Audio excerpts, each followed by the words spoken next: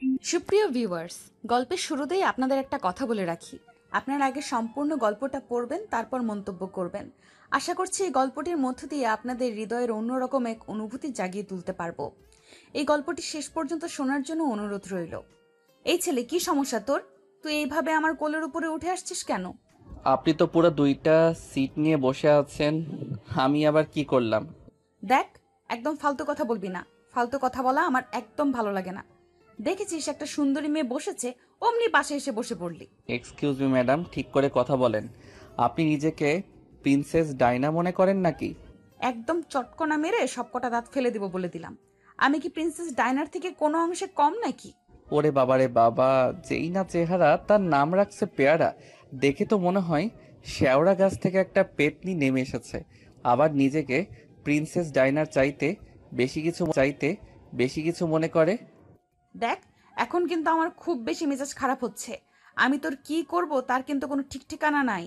চাইলে বিয়েও করতে পারেন, তোকে তো আমি... মন করে আদরও করতে পারেন। আমি কিন্তু একবারও নিষেধ করব না। ও আচ্ছা, তাই না? তোর আদর করা চাই, দাঁড়া। আমি তোকে আদর করছি, এমন আদর করব বাপ দাদা 14 গোষ্ঠীর নাম ভুলে যাবি, আর কোনো দিন এই নাম মনে রাখতে পারবি না। এই কথা বলে প্রিয়াঙ্কা একটানা আবিরকে কিল ঘুষি মারতে লাগলো। ততক্ষণে বাস কন্ট্রাক্টর সেখানে এসে পৌঁছালো। আর তাদের দুজনকে এভাবে ঝগড়াঝাটি করতে দেখে বাস কন্ট্রাক্টর বলতে লাগলো, কি ব্যাপার, কি হয়েছে? আপনারা এভাবে ঝগড়া করছেন কেন? সেটা আপনি আমাকে জিজ্ঞাসা করছেন কেন? এই উগান্ডারের বংশধরকে জিজ্ঞাসা করুন, আমি কিছু বলতে পারবো না। এই যে হ্যালো, এক্সকিউজ মি ম্যাডাম, আপনি উগান্ডারের বংশধর কাকে বলছেন? ভদ্র ভাষায় কথা বলুন, ভাষায় কথা বলুন। ভদ্র ভাষায় কথা বলবো, সেটাও আবার তোর সঙ্গে? এটা তুই ভাবলি কি করে? আপনাকে দেখেই বোঝা যাচ্ছে আপনি কথাটা অসভ্য অভদ্র ফ্যামিলিতে বিলং করেন। আপনার কাছ থেকে ভদ্র ভাষা কেউ আশা করবেই কি করে বলেন? দেখ, এখন কিন্তু একদম বেশি হয়ে যাচ্ছে বলে দিলাম। তখনই বাস কন্ট্রাক্টর তাড়াতাড়ি দুজনকে উদ্দেশ্য করে বলতে লাগলো, দেখুন, আপনারা প্লিজ ঝগড়াঝাটি থামান। এটা পাবলিক বাস, এখানে আপনারা ছাড়া আরও অনেক যাত্রী আছে। আপনাদের এই সব ঝগড়াঝাটির জন্য তাদের সমস্যা হচ্ছে। এই ছেলেটাকে আমার চোখের সামনে থেকে সরান। কিন্তু ম্যাডাম, এটা ওর বুকিং করা সিট। আমি কিছুই জানতে চাই না, আর কিছু শুনতেও চাই না। আমি যদি এইটুকু বলতে চাই, আপনি 2 মিনিটের মধ্যে এই বান্দরটাকে এখান থেকে সরাবেন। মগের মূল্য পাইছেন নাকি? আপনার যদি আমাকে ভালো না লাগে তাহলে আপনি নিজেই এখান থেকে চলে যান, কিন্তু আমি এখান থেকে কোনোভাবেই সরছি না, সরবো না। এই বলে আবির ধপাস করে বাসের সিটে বসে পড়ল। তখনই প্রিয়াঙ্কা বলতে লাগলো, কিরে বয়রা, তোকে না বললাম এখান থেকে উঠে অন্য জায়গায় গিয়ে বসতে? তারপরও তুই এখানে বসে আছিস কেন? তোর কি লজ্জা শরম নেই নাকি? কেন? আমি কি এখানে উলঙ্গ হয়ে এসেছি নাকি যে আমার লজ্জা করবে? তুই তো বড্ড বেয়াদব। কিন্তু ভার্সিটিতে তো সবাই আমাকে সুপার হিরো বলে ডাকে। ও আল্লাহ, তুমি আমাকে রক্ষা করো। কেন? আল্লাহ আপনাকে কুয়োর মধ্যে ফেলে দিয়েছেন নাকি? তুই যাবি এখান থেকে? ঘুমাবো এখন। এই বলে তখনই আবির বাসের সিটে হেলান দিয়ে নাক ডাকতে শুরু করে দেয়। এটা দেখে প্রিয়াঙ্কা রাগে ফুসফুস করতে থাকে। আর তখন বাস কন্ডাক্টর প্রিয়াঙ্কাকে বলে, আই অ্যাম সরি ম্যাডাম, আমার কিছু করার নেই। আপনি প্লিজ ওনার পাশের সিটে বসে পড়ুন। অনেকটা রাস্তা দাঁড়িয়ে দাঁড়িয়ে তো আর যেতে পারবেন না। আমি কোনো কথা শুনতে চাই না। আপনি এই বদমাসটাকে অন্য কোথাও নিয়ে যান। আই অ্যাম সরি ম্যাডাম, সেটা সম্ভব নয়, কারণ অলরেডি আমাদের বাসের সমস্ত সিট বুকিং হয়ে গেছে। তাছাড়া আপনি নিজেও দেখতে পাচ্ছেন পাশে অন্য কোনো সিট খালি নেই। তাই এসব কথা বলে কোনো লাভ হবে না। এই কথা বলে বাস কন্ডাক্টর সেখান থেকে চলে গেল। আর প্রিয়াঙ্কাকে অবশেষে বাধ্য হয়ে সেই সিটেই বসে পড়তে হলো। এদিকে আবির সত্যি সত্যি ঘুমিয়ে গেছে, কারণ সবে মাত্র রাত 10:30 বাজে। বাস ছেড়ে ছাড় বাড়িতে গিয়ে পৌঁছাতে তার ভোর 5টার মতো বেজে যাবে। এত রাত জেগে থাকার তো কোনো প্রশ্নই ওঠে না। তাই ঘুমিয়ে ঘুমিয়েই যাওয়া যাবে। তো ভিউয়ার্স, আপনারা মনে হয় এই গল্পের আগাগোড়া কিছুই বুঝতে পারছেন না। তো চলুন একটু ফ্ল্যাশব্যাক থেকে ঘুরে আসি আর আপনাদের বিষয়টা বুঝিয়ে বলি। আবির, তোমাকে যে আজ গ্রামের বাড়িতে যেতে হবে সেটা কি তোমার মনে আছে? আম্মু, আমি কখনোই ওই বাড়িতে যেতে চাই না। তারপরেও কেন তুমি আমাকে জোর করছো? প্লিজ আম্মু, আমাকে ওই বাড়িতে যাওয়ার কথা বলো না। বাবা, তোকে ওই বাড়িতে যেতেই হবে, কারণ মিতু তোর আপন বড় বোন। আম্মু, কিন্তু তারপরেও সেই মানুষগুলোর চেহারা আমি দেখতে চাই না, যারা তোমাকে মূল্যায়ন করেনি, তোমাকে তোমার সন্তানের কাছ থেকে বিচ্ছিন্ন করেছে, আমাকে বাবার আদর থেকে বিচ্ছিন্ন করেছে। প্লিজ বাবা, এভাবে বলতে হয় না। কপালে যেটা লেখা আছে সেটা আজ না হোক কাল হবেই। যেভাবে হোক সেটা আমাদের সঙ্গেই হবেই। এতে আমাদের কোনো হাত নেই। তাই প্লিজ তুই বাড়িতে যা। আম্মু, বললাম তো তোকে বাড়িতে যেতেই হবে, আর এটা আমার আদেশ। কারণ আমার মেয়ের বিয়েতে আমি উপস্থিত থাকতে পারবো না, তাতে আমার যে কতটা কষ্ট লাগছে সেটা আল্লাহ ছাড়া আর কেউ জানে না। তাই আমি চাই মিতুর ভাই হিসাবে তুই তার পাশে থাক। আবির পাশে থাক। আবির তখন তার আম্মুর কথায় রাজি হয়ে গেল আর বিকেলেই সবকিছু গুছিয়ে তৈরি হয়ে নিল। রাত 10টায় বাস, তাই সে রাত 9টার মধ্যেই মহাখালী বাস স্ট্যান্ডে চলে এলো। কারণ এখান থেকেই ছাড়বে তার গন্তব্যস্থলে বাস, আর তার গন্তব্যস্থল হলো সুদূর নেত্রকোনার দুর্গাপুর। আবিরের আম্মু তাকে বাস স্ট্যান্ড পর্যন্ত পৌঁছে দেয়, তারপর তিনি চলে যান। আর তারপর যাওয়া হলো তা তো আপনারা দেখতেই পেলেন। তো ভিউয়ার্স, চলুন কথা না বাড়িয়ে বর্তমানে ফিরে আসি। আবির প্রচণ্ড ঘুমে আচ্ছন্ন। আর এদিকে আবিরের একটা বদ অভ্যাস হলো, ঘুমের মধ্যে সে কি করে না করে তার কোনো হুঁশ থাকে না। একা বিছানায় ঘুমানোর অভ্যাস, তাই হাত পা ছড়াছড়ি করলেও কেউ সেটা জানে না। আবির ঘুমের মধ্যে হঠাৎ করেই প্রিয়াঙ্কার নাকের ওপর নিজের হাতটা ফেলে দেয়।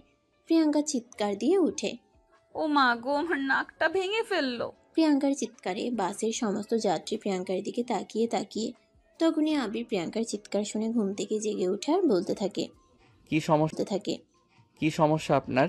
এভাবে শাকচুন্নির মতো চেঁচাচ্ছেন কেন? একদম থাপ্পড় দিয়ে সবকটা ফেলে দিব বলে দিলাম। একে তো আমার সঙ্গে ঝগড়া করেছিস, আর এখন ইচ্ছে করে আমার নাকটা ভেঙে ফেলেছিস। এই দেখ, নাক দিয়ে রক্ত বের হচ্ছে। আমি তোর নামে পুলিশ কেস করব। আবির তাকিয়ে দেখতে পেল সত্যি সত্যি প্রিয়াঙ্কার নাক দিয়ে রক্ত বের হচ্ছে। কিন্তু কি করে? আবির বলতে লাগলো। আপনার নাকে কেউ পাথর ছুঁড়ে মেরেছে নাকি? তোর হাতে যে শক্তি, এরপর কি আর কারোর পাথর ছুঁড়ে মারার প্রয়োজন পড়ে নাকি? মানে, আপনি কি বলছেন? আমি তো কিছুই বুঝতে পারছি না। দেখ, এত নাটক করিস না। এমনিতেই মেজাজ খারাপ হয়ে আছে। আমার নাকের উপর নিজের হাতটা ছুঁড়ে ফেলে আমার নাকটা ফাটিয়ে ফেলেছিস, আর এখন নাটক করছিস। ও আচ্ছা, তাহলে সরি। আসলে আমার ঘুমের মধ্যে হাত পা ছোড়াছুড়ি করার অভ্যাস আছে। হ্যাঁ, সেটা কর না, তোকে কে না করেছে। কিন্তু এইভাবে তুই আমার নাক ফাটিয়ে ফেলবি নাকি? আচ্ছা ঠিক আছে, সরি, আমি ঘুমালাম। এই বলে আবির ঘুমিয়ে পড়ল। আর এদিকে প্রিয়াঙ্কা সারা রাস্তায় জেগে রইল, কারণ আবার কখন জানি কি করে বসে তার কোনো ঠিক ঠিকানা নেই। ভোর 5টা বাজে বাস দুর্গাপুর বাস কাউন্টারে এসে থামলো। একে একে সবাই বাস থেকে নেমে গেল প্রিয়াঙ্কাকে নিতে। তার বাড়ি থেকে লোক এসেছে, তারা প্রিয়াঙ্কাকে নিয়ে চলে গেল। তারপর আবির নিজের হাতে থাকা কাগজের ঠিকানাটা বাস কাউন্টারের পাশে একজন চাওয়ালাকে দেয়। তারপর চাওয়ালা একটা রিক্সা ডেকে আবিরকে ওই ঠিকানা অনুযায়ী নিয়ে যেতে বলে। রিক্সাওয়ালা একটা বড় বাড়ির সামনে এসে রিক্সাটা থামালো। আবির রিক্সা থেকে নামলো আর নিজের লাগেজ নামিয়ে নিল। তারপর রিক্সাওয়ালাকে ভাড়া মিটিয়ে দিল। আস্তে আস্তে বাড়ির দিকে অগ্রসর হতে লাগলো। তার কেমন যেন একটা অন্যরকম অনুভূতি হচ্ছে। এ বাড়িতে এসে জীবনে প্রথমবার এসেছে, কাউকেই চেনে না, আর চিনবেই বা কি করে? জন্মের পর তো আর কখনোই এ বাড়িতে আসা হয়নি, কিংবা এ বাড়ির কারোর সঙ্গে তার দেখা হয়নি। শুধুমাত্র মায়ের কাছে এ বাড়ির সম্পর্কে গল্প শুনেছে। কিন্তু আজ একমাত্র বড় বোনের বিয়ে উপলক্ষে আসতে হয়েছে। দুর্ভাগ্যবশত আবির তার নিজের বড় বোনকেও চিনে না। আবির বাড়ির গেটের ভিতরে প্রবেশ করতে একটা ছোট পিচ্চি তার সামনে এসে দাঁড়ালো, আর তারপর বলতে লাগলো। হ্যালো, কে তুমি? এখানে কেন এসেছো? আমি আবির চৌধুরী, রায়হান চৌধুরীর ছেলে। এই দেখো, একদম মিথ্যে কথা বলবে না। তুমি আমার আব্বুর নাম কেন বলছো? রায়হান চৌধুরী তো আমার আব্বুর নাম, আর আমি আমার আব্বুর একমাত্র ছেলে। দেখো বাবু, আমি একদম মিথ্যা কথা বলছি না, যা সত্য তাই বলছি। আর এই বাড়িতে যে মেয়েটার বিয়ে হচ্ছে আমার বোন। আমার কথা বিশ্বাস না হলে তুমি বাড়ির ভিতরে গিয়ে জিজ্ঞাসা করো। তুমি আমাদের আব্বুর নাম জানলে কি করে? তুমি কি কিডন্যাপার নাকি? আরে না, একদমই নয়। আমি যা বলছি সত্য কথা বলছি। আমার কথা বলছি।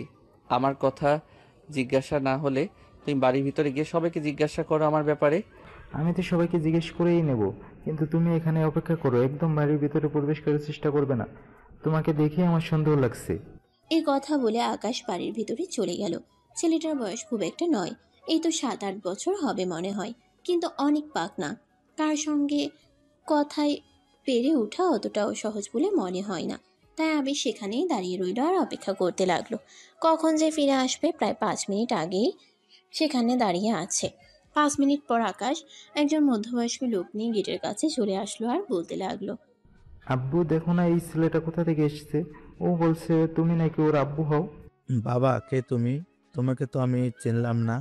আবির আগে থেকেই প্রস্তুত ছিল এরকম প্রশ্নের জন্য, তাই সে বিব্রত না হয়ে বলল, আমি আবির চৌধুরী, রায়হান চৌধুরী এবং ওনার স্ত্রী তাসলিমা চৌধুরীর ছেলে, মিতু চৌধুরীর একমাত্র ভাই। মিতু চৌধুরীর একমাত্র ভাই। কথাটা শুনেই ওই ভদ্রলোক দৌড়ে এসে আবিরকে জড়িয়ে ধরলো আর বলতে লাগলো, তুমি তাহলে আমার আবির। তুমি অনেক বড় হয়ে গেছো। এই বলে তিনি আমেরিকায় জড়িয়ে ধরে কান্না করতে লাগলেন। কিন্তু আবির একদম মূর্তির মতো দাঁড়িয়ে আছে। তার কাছে এসব কিছুই নাটকীয় মনে হচ্ছে, কারণ তার বাবা যদি তাকে ভালোবাসতো তাহলে কোনোদিনও তার মাকে মিথ্যা অপবাদ দিয়ে এ বাড়ি থেকে বের করে দিত না। কখনোই তাকে বাবার আদর থেকে বঞ্চিত হতে হতো না। কখনোই তার আম্মুকে স্বামী থাকতেও স্বামীর অভাব বোধ করতে হতো না। ততক্ষণে বাড়ির সবাই সেখানে ছুটে এসেছে, তার মধ্যে মিতুও রয়েছে। মিতু আবিরকে দেখে ছুটে চলে আসে আর আবিরকে জড়িয়ে ধরে, কান্না করতে করতে বলতে থাকে, ভাই আমার, কত বড় হয়ে গিয়েছিস। এর মধ্যে কি একটা বারও আমাদের কথা তোর মনে পড়েনি? মনে পড়বে কি করে? যে মানুষগুলো আমাকে মনে করে না, সেই মানুষগুলোর কথা মনে পড়ার কি কোনো কারণ আছে? আপু আছে? আপু, তুমি কেমন মেয়ে? তুমি একবারও আম্মুর কাছে গেলে না এত বছরেও? আমি যদি জানতাম আমার আম্মুর ঠিকানা, তাহলে অবশ্যই আম্মুর কাছে যেতাম। আচ্ছা, বাড়িতে একা কেন এসেছিস? আম্মুকে পারলি না একটাবারের জন্য সঙ্গে করে নিয়ে আসতে? আম্মু কি তার মেয়েকে বিদায় দেবে না? আই এম সরি আপু, আমাকে ক্ষমা করে দিস। আমি নিজেই আম্মুকে এখানে নিয়ে আসিনি। আমি চাই না আমার আম্মু নিজের চোখে দেখুক তার সংসারটা অন্য কেউ দখল করে আছে।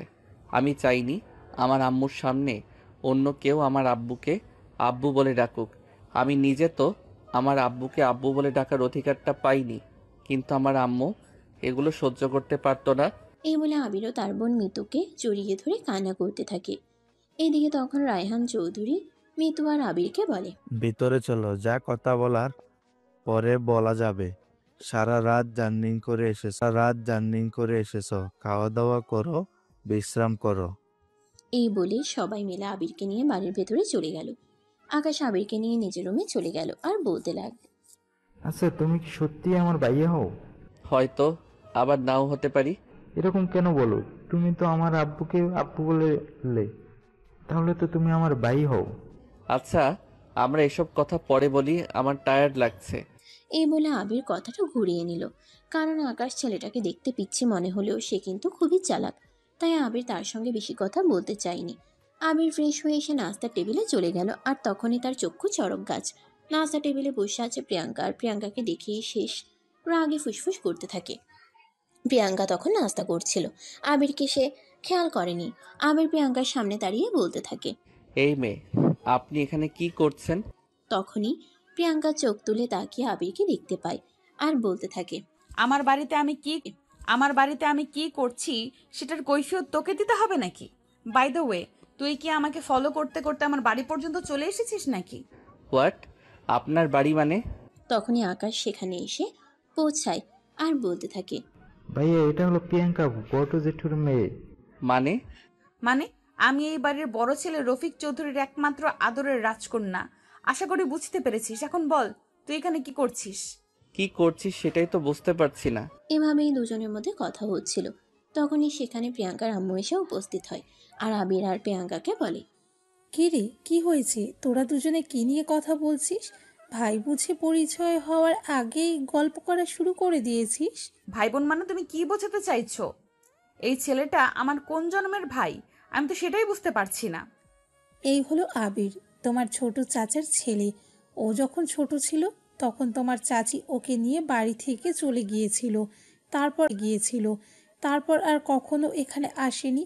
এখন মিতুর বিয়ে উপলক্ষে তোমার দাদা ভাই ওকে ডেকে পাঠিয়েছে, তাই ও এখানে এসেছে। সবগুলো কথা প্রিয়াঙ্কার মাথার উপর দিয়ে গেল। সে কোনো কিছুই বুঝতে পারল না। ইনফ্যাক্ট কোনো কিছু বোঝার প্রয়োজন মনে করলো না। সে নাস্তা করে সেটা নিজের রুমে চলে গেল। আর এদিকে আবির বাড়ির বড় ছেলে, এই প্রথমবার বাড়িতে এসেছে, তাই সবাই তাকে অনেক আদর যত্ন করে খাওয়াতে লাগলো। সবার আতিথেয়তায় আবির অনেকটাই মুগ্ধ হলো। আর মনে মনে ভাবতে লাগলো, সবাই যদি এতটাই ভালো, তাহলে কেন তার আম্মুকে এই সংসার ছেড়ে চিরদিনের মতো চলে যেতে হলো? কেন তার আম্মুকে নিজের সন্তানের কাছ থেকে দূরে থাকতে হলো? কিন্তু সে কোনো কথাই কোনো উত্তর খুঁজে পেল। নাস্তা শেষ করে আবির রুমে চলে গেল। ব্যালকনিতে দাঁড়িয়ে আছে একা একা। তখনই আবারও পাকনা আকাশ তার পাশে এসে দাঁড়ায় আর বলতে থাকে, ভাইয়া আমাদের পুকুরে অনেক মাছ আছে, বড়শি নিয়ে মাছ ধরতে যাবে? আমি তো জানি না কিভাবে মাছ ধরতে হয়। এত বড় ছেলে হয়েছো, এটাও জানো না? তুমি চলো আমার সঙ্গে, আমি তোমাকে শিখিয়ে দেবো, আমি খুব ভালো মাছ ধরতে পারি। এই বলে আকাশ আবিরের হাত ধরে টানতে টানতে পুকুরের পাড়ে এনে দাঁড় করালো। মোটামুটি বড় সাইজের একটা পুকুর, চারদিকে নানা রকম ফলের গাছ, পুকুরের ঘাট বাঁধানো। খুব মনোরম একটা পরিবেশ, এখানে বসে সারাটা বিকেল কাটিয়ে দেওয়া যাবে। আবিরকে পুকুরের ঘাটে বসিয়ে আকাশ বড়শি নিয়ে চলে আসে। আকাশ আবিরকে শিখিয়ে দিতে থাকে কিভাবে পুকুরের পানিতে বড়শি ফেলে মাছ ধরতে হয়। আকাশ এই বিষয়টা খুব উপভোগ করছিল, কারণ সে তো শহরে বড় হয়েছে। এসব দৃশ্য দেখার মতো সুযোগ তার কখনোই হয়ে ওঠেনি।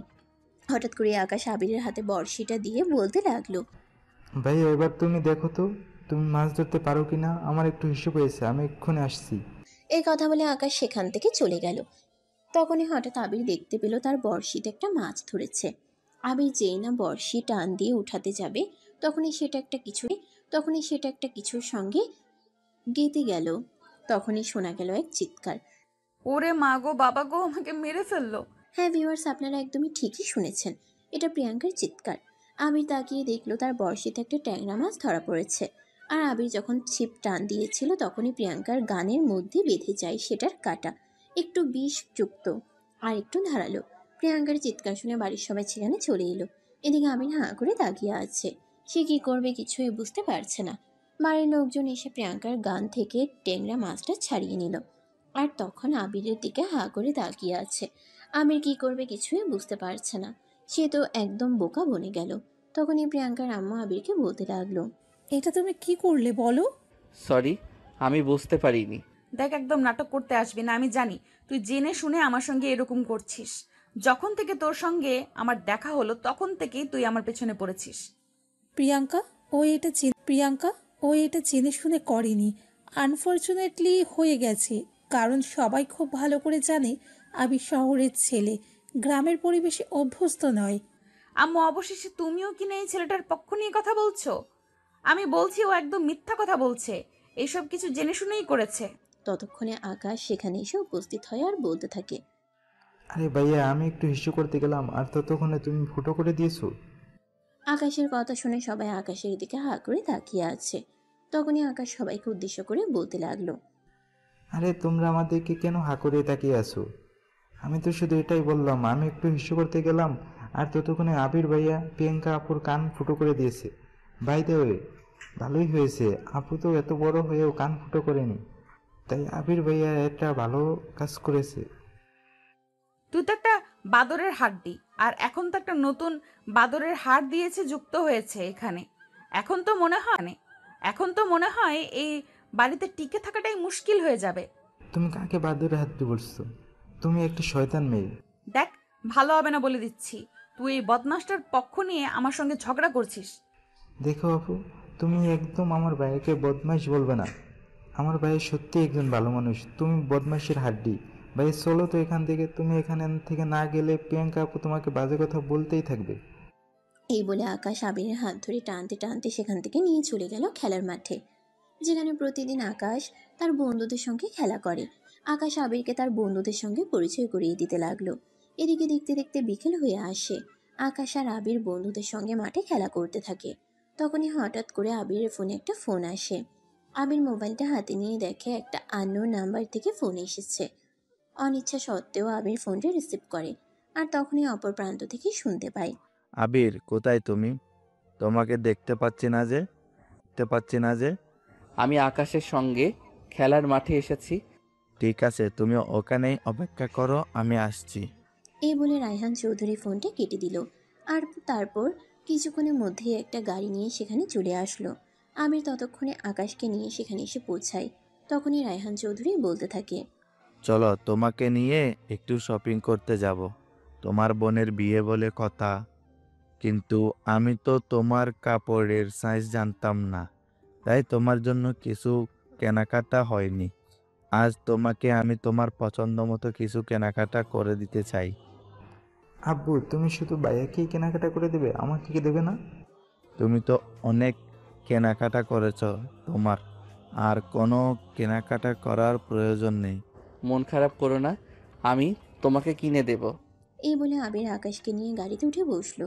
আর তারপর রায়হান চৌধুরী গাড়ি চালাতে লাগলো। একটা শপিং মলের সামনে সে গাড়িটা দাঁড় করায়। তারপর রায়হান চৌধুরী আর আকাশকে নিয়ে শপিং মলের ভিতরে ঢুকে গেল। সারা সন্ধ্যা ঘোরাঘুরি করে রায়হান চৌধুরী নিজের ছেলের জন্য এই প্রথমবার কেনাকাটা করলেন। ওনার আনন্দ যেন আর ধরে না। মেয়ের বিয়ে দিচ্ছেন বলে কথা। রায়হান চৌধুরী ওনার প্রথম স্ত্রীর সঙ্গে কোনো সম্পর্ক না রাখলেও মেয়েকে কখনোই অবহেলা করেননি। যদিও ছেলের প্রতি ওনার তেমন মায়া মহব্বত ছিল না। যদি থাকতো তাহলে এই দীর্ঘ সময়টা ছেলেকে ছাড়া পার করতে পারতেন না। একবার হলেও ছেলের সঙ্গে দেখা করতে যেতেন। যাই হোক ভিউয়ার্স, আমরা সেসব কথা না বলি, বর্তমানে কি হচ্ছে সেটাই দেখি। কেনাকাটা শেষ করে সন্ধ্যার পর রায়হান চৌধুরী আবির আর আকাশকে নিয়ে বাড়িতে চলে আসে। প্রিয়াঙ্কা তখন ড্রয়িংয়ে বসে টিভি দেখছে। অনেকগুলো shopping bag Raihan Chowdhury drawing রুমে সোফার উপরে রাখে। এগুলো দেখেই প্রিয়াঙ্কা বলতে থাকে, কি ব্যাপার ছোট আব্বু, তুমি এতগুলো শপিং কার জন্য করেছো? আমি তো শুনলাম বিয়ের সমস্ত কেনাকাটা শেষ হয়ে গিয়েছে। হ্যাঁ, বিয়ের সমস্ত কেনাকাটা শেষ হয়ে গেছে, কিন্তু আবিরের জন্য কোনো কেনাকাটা করা হয়নি। তাই আজ যখন আবির চলে আসলো, তাই আবিরকে নিয়ে তার পছন্দ মতো কিছু কেনাকাটা করে দিলাম। কথাটা প্রিয়াঙ্কার তেমন একটা পছন্দ হলো না।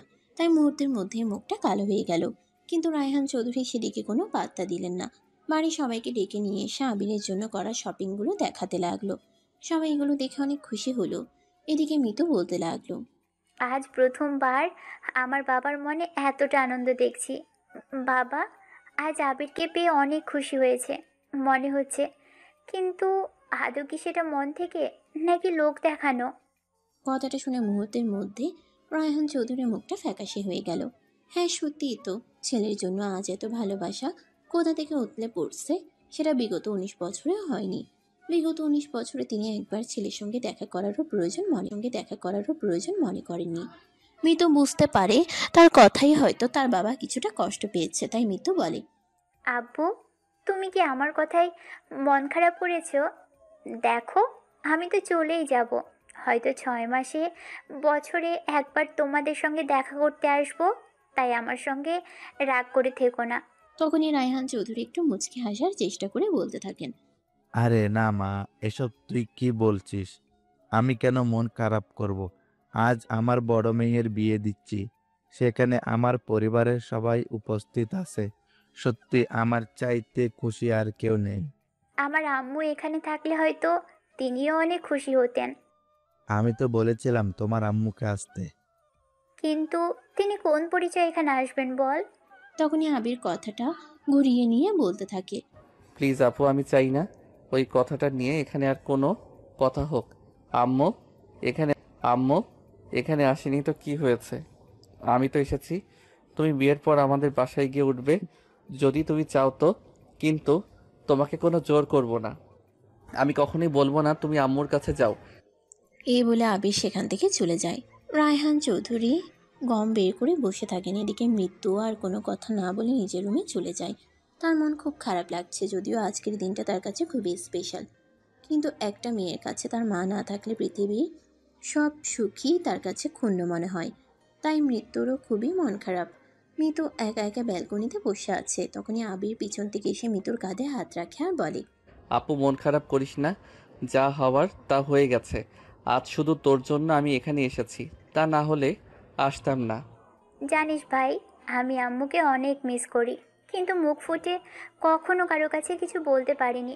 আমার সব সময় মনে হতো আমার আম্মু কি এমন করেছে কি এমন করেছে?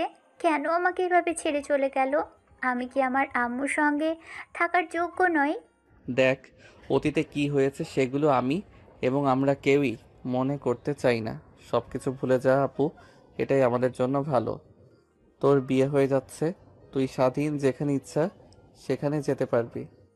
আচ্ছা ভাই, তুই এটা বল, আব্বুর উপর তোর কোনো অভিমান নেই? জানি না, তবে কেন জানি এই মানুষটার প্রতি আমার ভালোবাসা কখনোই কাজ করে না। আপু বাদ দে এসব কথা, কাল বাদে পরশু তোর বিয়ে, কালকে তোর হলুদ। এখন এসব কথা মনে করে কষ্ট পাস না। আম্মুর সঙ্গে কথা বলবি, আমি ফোন দেব। হ্যাঁ রে, আমার অনেক মন চাই আম্মুর সঙ্গে ফোন দিয়ে কথা বলতে, কিন্তু আমি কখনোই এটা কাউকে বলার সাহস পাইনি। কারণ এই বাড়িতে আম্মুর নাম নেওয়া অপরাধ। সৎ মায়ের সংসারে বড় হয়েছি। যদিও আব্বু আমাকে ভালোবাসে, আর বড় জেঠিমা, বড় জেঠু আর দাদু আমাকে অনেক ভালোবাসে। ঠিক আছে, তুই মন খারাপ করিস না। আমি এক্ষুনি আম্মুর সঙ্গে তোকে কথা বলিয়ে দিচ্ছি, কিন্তু একদম কান্নাকাটি করবি না, প্রমিস কর আগে।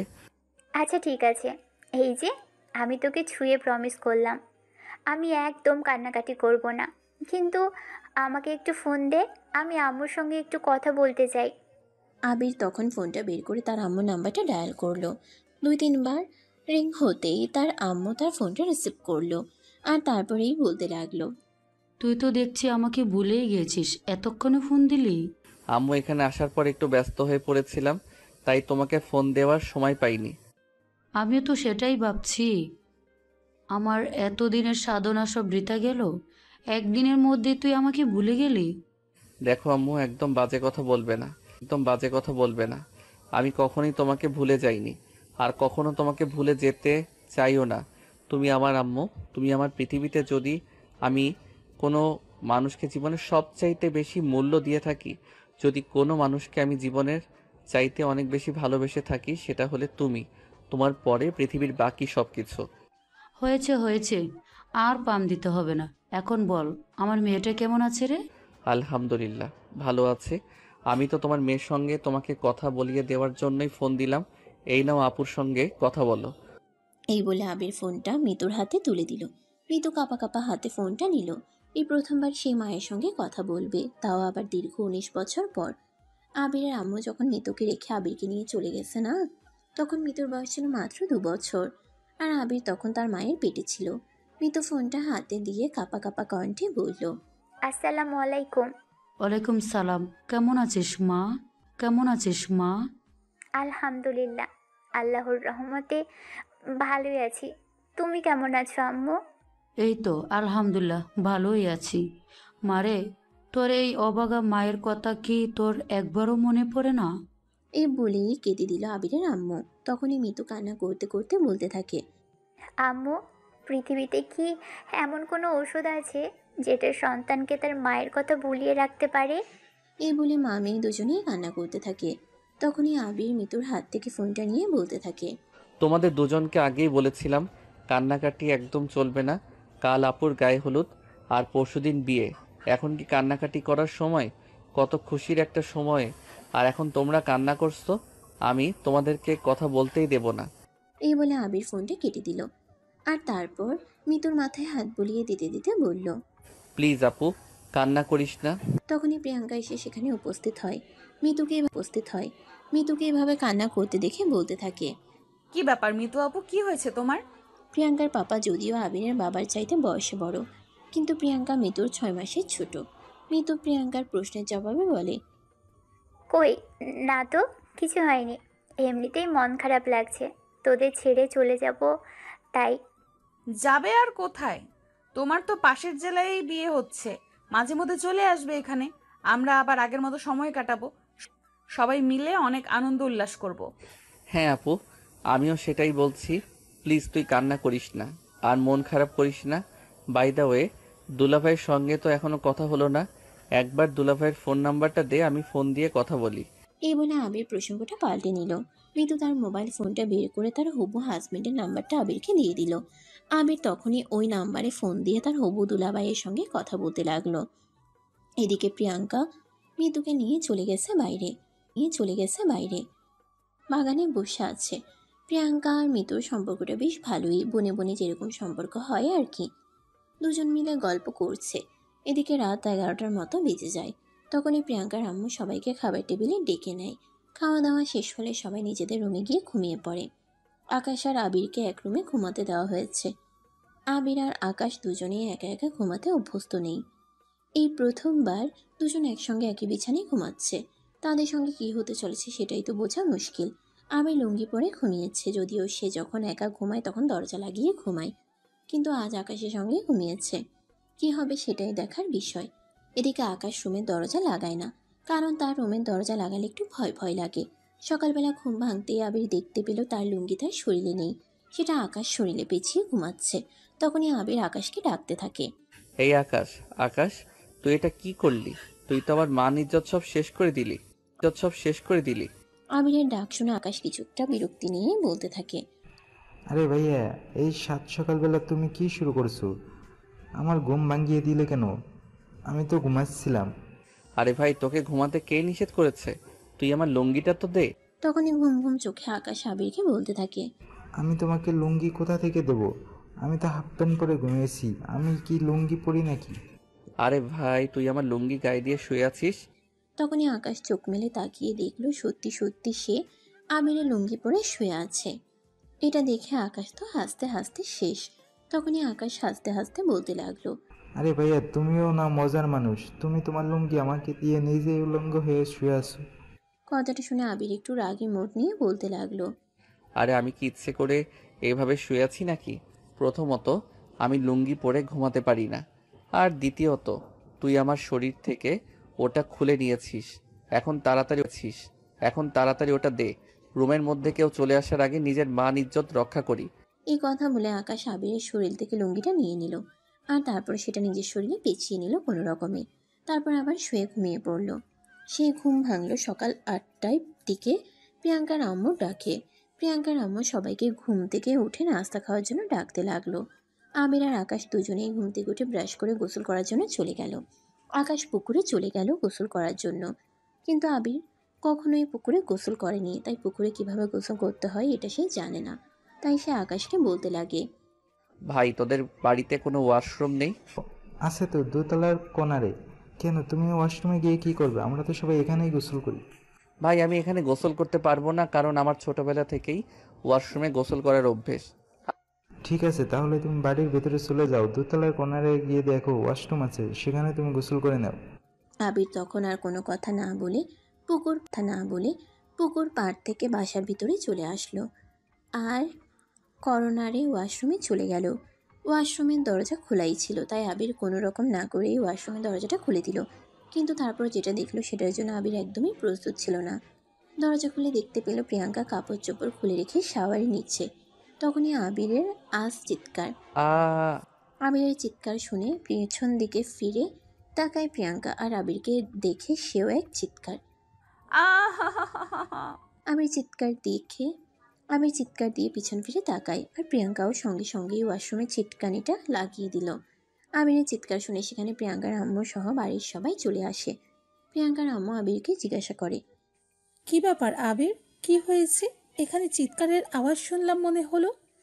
তেমন কিছু না, তোমার মেয়ে ওয়াশরুমের দরজা খোলা রেখে শাওয়ার দিচ্ছিল, আর তখনই আমি এসে দরজাটা খুলে ফেলেছিলাম। হায় আল্লাহ, এটা তুই কি করলি তাও আবার বলছিস তেমন কিছুই হয়নি? তো কি বলবো? তোমার মেয়ে ওয়াশরুমের দরজা খোলা রেখে শাওয়ার নিচ্ছিল, এখানে আমার কি দোষ?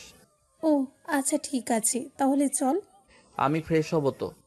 আচ্ছা ঠিক আছে, তাহলে ফ্রেশ হয়ে চলে আসিস। এই বলে প্রিয়াঙ্কার আম্মু সেখান থেকে চলে গেল। এদিকে প্রায় 10 মিনিট পর প্রিয়াঙ্কা ফ্রেশ হয়ে ওয়াশরুম থেকে বের হয়। তখনই দেখতে পায় আবির তখনও সেখানে দাঁড়িয়ে আছে। প্রিয়াঙ্কা রেগে অগ্নিমূর্তি হয়ে বলতে থাকে। এই তুই মানুষ নাকি অন্য কিছু? একটা মেয়ে ওয়াশরুমে ফ্রেশ হচ্ছে আর সেখানে কোনো রকম নক করা ছাড়াই ঢুকে গেলি? এখানে আমার কি দোষ, আমি তো সেটাই বুঝতে পারছি না। আপনি যদি দরজার না আটকে উলঙ্গ হয়ে নাচানাচি করতে পারেন, সেখানে আমি ঢুকে গেলেই দোষ? কারণ এটা এই বাড়ির মেয়েদের জন্য। এই বাড়ির মেয়েরাই এই ওয়াশরুমটা ব্যবহার করে, আর ছেলেরা সবাই পুকুরে গিয়ে গোসল করে, তাই তো তুই এখানে কি করছিলি? ওয়াশরুমে অন্য সবাই যেটা করতে আসে আমিও সেটাই করতে এসেছিলাম। কিন্তু আমার তো মনে হয় তুই অন্য কোনো উদ্দেশ্য নিয়ে এখানে এসেছিস। তোকে দেখেই আমার সন্দেহ লেগেছে। আমার মনে হয় তোর চরিত্রের সমস্যা আছে, ঠিক তোর মায়ের মতো। মানে আপনি কি বলতে চাইছেন? আমি তো কিছুই বুঝতে পারছি না। ওরে বাবা, তুই কি ছোট বাচ্চা নাকি যে তোকে সব বুঝিয়ে বলতে হবে? তুই খুব ভালো করেই জানিস তোর আব্বুকে কেন এই বাড়ি থেকে বের করে দেওয়া হয়েছিল। তারপরও নাটক করছিস কেন? দেখুন, আপনি আমার চাইতে বয়সে যতটা বড়ই হন না কেন, আমার আম্মুকে নিয়ে একদম বাজে কথা বলবেন না। আমার আম্মুকে নিয়ে কেউ বাজে কথা বললে সেটা আমি একদমই সহ্য করতে পারবো না। কারণ সবাই যত কিছুই বলুক না কেন, আমি জানি আমার আম্মু কখনো কোনো খারাপ কাজ করতেই পারে না। আমার আম্মু পৃথিবীর সবচাইতে বেস্ট আম্মু। হ্যাঁ সেটাই, কারণ দইওয়ালা কখনো বলবে না তার দই টক, মিষ্টিওয়ালা কখনো বলবে না তার মিষ্টি পচা। ঠিক তেমনি একজন ফল বিক্রেতাও বলবে না যে তার ফলটা পরিপক্ক নয়। মানে আপনি কি বলতে চাইছেন? আমি কি বলতে চাইছি আশা করি তুই সেটা বুঝে গেছিস, তাই আর কিছু বলার প্রয়োজন মনে করছি না। এই বলে প্রিয়াঙ্কা সেখান থেকে চলে গেল। আবির তখন আর কোনো কথা না বাড়িয়ে ওয়াশরুমে ঢুকে গেল। ফ্রেশ হয়ে এসে রেডি হয়ে খাবার টেবিলে চলে গেল। খাওয়া দাওয়া শেষ হতেই রায়হান চৌধুরী সবাইকে বলল, দেখো, আমি সবাইকে উদ্দেশ্য করে বলছি, আজ আমার বড় মেয়ের গায়ে হলুদ। আমি চাই সবাই আজকের দিনটা খুব আনন্দের সহিত কাটাও। আমি চাই না কারো মন ক্ষুণ্ণ হোক। আমার মেয়েটা এই বাড়িতে এতদিন যেভাবেই কাট- কাটাক না কেন, এখন যেন সে হাসি মুখে এই বাড়ি থেকে বিদায় নিতে পারে। এটাই সবার কাছে আমার প্রত্যাশা। তখনই প্রিয়াঙ্কার আম্মু বলে, রায়হান, তুমি কোনো চিন্তা করো না। মিতু তোমার একার মেয়ে নয়। আমিও কিন্তু মিতুকে ছোটবেলা থেকে অনেক আবদার স্নেহ দিয়েই বড় করেছি। তাই আমিও চাই মিতু হাসি খুশি মনে এই বাড়ি থেকে বিদায় নিক। এদিকে ততক্ষণে সারা বাড়ি অনেক সুন্দর করে ফুল দিয়ে ডেকোরেশন করা হয়ে গেছে। গায়ে হলুদের জন্য স্টেজ তৈরি করা হয়েছে। বাড়িতে মেহমান আসতে শুরু করেছে। কিছুক্ষণের মধ্যেই গায়ে হলুদের অনুষ্ঠান শুরু হবে। তাই পার্লার থেকে মেয়েরা এসেছে মিতুকে সাজানোর জন্য। তখনই প্রিয়াঙ্কা সেখানে চলে আসে আর বলে, এখানে পার্লারের মেয়েদের কোনো প্রয়োজন নেই, মিতু আপুকে আমি সাজাবো। এই কথা শুনে পার্লারের মেয়েরা চলে গেল। তারপর প্রিয়াঙ্কা নিজের হাতে নিজেকে অনেক সুন্দর করে সাজালো। তখনই আবির সেখানে এসে উপস্থিত হয় আর মিতুকে দেখে বলতে থাকে, মাশাল্লাহ, আপু তোকে অনেক সুন্দর লাগছে। দেখতে হবে না সাজিয়েছে কে? এখানে যেই সজাগ না কেন তার কোনো ক্রেডিট নেই, কারণ আমার আপু মাশাল্লাহ দেখতে এমনিতে অনেক সুন্দর। তাকে সাজলেও সুন্দর লাগে, আর না সাজলেও কথা সুন্দর লাগে। কথাটা আবির প্রিয়াঙ্কাকে খোঁচা মেরে বলেছে। সেটা প্রিয়াঙ্কা খুব ভালোভাবেই বুঝতে পেরেছে। তাই প্রিয়াঙ্কা মুখটাকে ভেঙচি মেরে বলে, কাঙাল কি আর কি প্রণতার স্বাদ জানে। আবির প্রিয়াঙ্কার এই কথাটা শুনে প্রিয়াঙ্কাকে কোনো জবাব দেয় না, কারণ আজ তার বোনের বিয়ে। তাই সে চায় না এখানে কোনো ঝামেলা হোক। এদিকে তখনই মিতু আবিরকে বলে, ভাই, একবার আম্মুকে কল দিবি? আম্মুর সঙ্গে একটু কথা বলবো। আম্মুকে কল দিলেই তো কালকের মতো কান্নাকাটি শুরু করে দেবে, যেটা আমি একদমই পছন্দ করি না। তোমার জীবনের অনেক সুন্দর একটা সময় শুরু হতে চলেছে। আমি চাই না এই সময় তুমি কান্নাকাটি করো। প্রমিস ভাই, আজ একদম কান্নাকাটি করব না। শুধু আম্মুকে একটু দু চোখ ভরে দেখবো। কত বছর হয়ে গেল আম্মুকে দেখি না। আবির তখন তার আম্মুকে ভিডিও কল দিলে আর তারপর মিতু তার আম্মুর সঙ্গে বেশ কিছুক্ষণ কথা বলল। এদিকে গায়ে হলুদের সময় হয়ে গেছে। ছেলের বাড়ি থেকে গায়ে হলুদের তত্ত্ব নিয়ে চলে এসেছে। তাই মিতু কথা বলা শেষ করে প্রিয়াঙ্কা আর আবিরকে নিয়ে গায়ে হলুদের স্টেজে চলে এসেছে। মিতুকে নিয়ে প্রিয়াঙ্কা গায়ে হলুদের স্টেজে বসলো। প্রিয়াঙ্কা মিতুর পাশেই বসেছে, অন্য পাশে আবির।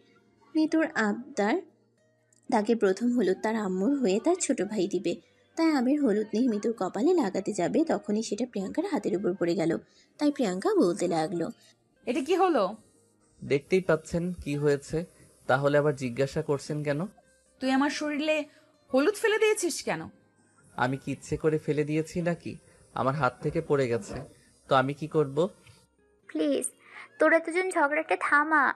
আপু, আমি কি এই মেয়েটার সঙ্গে ইচ্ছে করে ঝগড়া করছি নাকি? এই মেয়েটা আমাকে জ্বালিয়ে মারছে।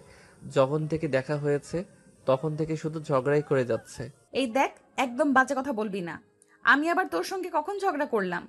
তুই তো নিজেই এসেছিস আমার সঙ্গে ঝগড়া করতে, আর নিজের থেকে আমার সঙ্গে যা ইচ্ছা তাই করতে চাচ্ছিস। এই মিথ্যেবাদী মেয়ে, একদম মিথ্যে কথা বলবেন না। সেই বাসে তখন থেকে আপনার জন্য দেখা হয়েছে, তখন থেকেই আপনি আমার পেছনে পড়েছেন। আইসে আমার বাংলার সালমান খান, তার সঙ্গে লাগতে আমার বয়েই গেছে। তখনই মিতু তাদের দুজনকে উদ্দেশ্য করে বলে। প্লিজ তোরা দুজনে এবার থাম, আমি তোদের দুজনের ঝগড়া আর নিতে পারছি না। মিতুর এই কথা শুনে আবির আর প্রিয়াঙ্কা দুজনেই থেমে যায়। আর আবির তখন মিতুর পায়ে হলুদ ছোঁয়ায়। তারপর একে একে বাড়ির সবাই মিতুকে হলুদ দেয়। আর দেখতে দেখতে হলুদের অনুষ্ঠান পর্ব শেষ হয়ে যায়। পরের দিন বিয়েটাও হয়ে গেল। আজ মিতুর বিয়ে হয়েছে। একটু পরেই মিতুকে নিয়ে শ্বশুরবাড়ি চলে যাবে। তাই বাড়িতে কান্নার রোল পড়ে গেছে।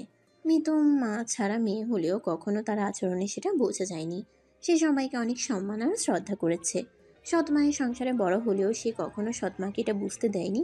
সে সবসময় সৎমা আর বড় জেঠিমার কাছে অনেক সহযোগিতা করেছে। বলা চলে ঘরোয়া মেয়ে যাকে বলে। তাই মৃত্যুর প্রতি সবার অন্যরকম একটা মায়া কাজ করে। সন্ধ্যার দিকে মৃত্যুকে নিয়ে পাত্রপক্ষ চলে গেল। আবিরেরও খুব মন খারাপ লাগছে, তাই সে পুকুর পাড়ে একা একা বসে আছে। তখনই প্রিয়াঙ্কা ফোনে কথা বলতে বলতে সেদিকে আসে। আরে দোস্ত, কেমন আছিস? বাড়িতে গিয়ে তো আমাদের কথা ভুলেই গিয়েছিস। আরে দোস্ত, তোদেরকে ভুলে থাকাটা কি এত সহজ নাকি? বাড়িতে আমার চাচাতো বোনের বিয়ে, তাই কাজকর্ম নিয়ে একটু ব্যস্ত আছি। কথাটা শুনেই আবির বলতে থাকে। ওরে বাবা রে বাবা, এমনভাবে বলছে যেন সব কাজ একাই সামলিয়েছে, আর কোনো লোকের কোনো প্রয়োজন হয়নি। আবিরের এই কথাটা শুনে প্রিয়াঙ্কা অনেকটাই রেগে যায় আর ফোনটা কেটে দিয়ে আবিরকে উদ্দেশ্য করে বলতে থাকে। এই হারামজাদা, তোর কি আমার সঙ্গে খুচাখুচি না করলে ভালো লাগে না? আরে না, ভালো লাগবে কিভাবে? প্রিন্সেস ডাইনির সঙ্গে ঝগড়া না করলে কি ভালো থাকা যায়? কি ভালো থাকা যায়? কি বললি তুই আমাকে? শাকচুন্নি বলেছি কেন? কোনো সমস্যা আছে নাকি? দেখ, আমি কিন্তু ছোট আব্বুর কাছে তোর নামে বিচার দিব। আমি না করেছি নাকি? এখনই যান। প্রিয়াঙ্কা তখন রাগে গজ গজ করতে করতে সেখান থেকে সোজা আবিরের আব্বুর কাছে চলে গেল। কিন্তু আবিরের আব্বুর খুবই মন খারাপ ছিল। তিনি গালে হাত দিয়ে সোফায় বসেছিলেন। তাই প্রিয়াঙ্কা আর ওনাকে কিছু করার সাহস পেল না। কারণ আবিরের আব্বু এমনিতে অনেক রাগী, তাই কিছু বললে হয়তো ও রিঅ্যাক্ট করতে পারে। তাই প্রিয়াঙ্কা কোনো কথা না বলে সেখান থেকে চলে গেল। পরের দিন সকালবেলা ঘুম থেকে উঠে আবির রায়হান চৌধুরীর কাছে গেল আর বলল। আব্বু আপুর বিয়ে তো হয়ে গেছে, এখন আমি চলে যেতে চাই। আমি তোমাকে কিছু বলতে চাই। হ্যাঁ বলো, কি বলবে? আমি চাই তুমি তোমার আম্মুকে নিয়ে এই বাড়িতে ফিরে আসো এবং বাকি জীবনটা এখানেই কাটাও। আমি তোমার আম্মুকে তোমার আম্মুর অধিকার ফিরিয়ে দিতে চাই, আর আমার পাপের প্রায়শ্চিত্ত করতে চাই।